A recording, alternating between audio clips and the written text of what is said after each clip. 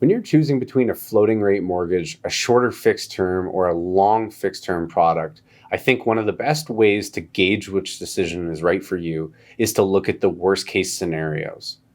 Now, if you take a adjustable rate or variable rate mortgage, your worst case is that interest rates rise to the point that you cannot afford your home.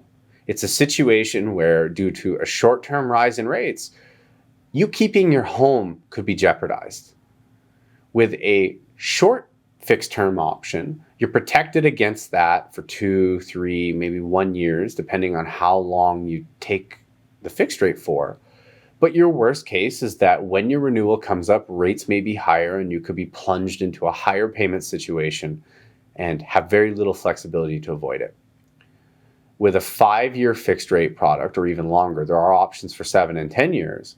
Typically speaking, your worst case scenario is that interest rates drop and you can find yourself in a position where you're stuck paying a higher interest rate than everybody else is. Personally, I find that a pretty desirable worst case scenario because I can quantify, if rates drop 1%, that will cost me X dollars, and I find it easy to make a decision. The other drawback to the longer fixed rate products, though, is that if you break the mortgage, the penalties can be really, really large.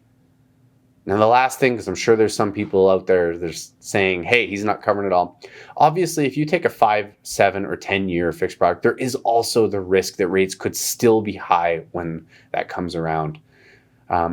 Personally, though, I think it's relatively unlikely that rates are going to be higher 5, 7, 10 years from now, but it is possible.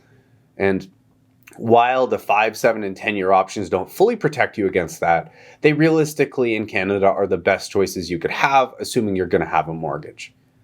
For anyone who's worried, what if rates hit 20%?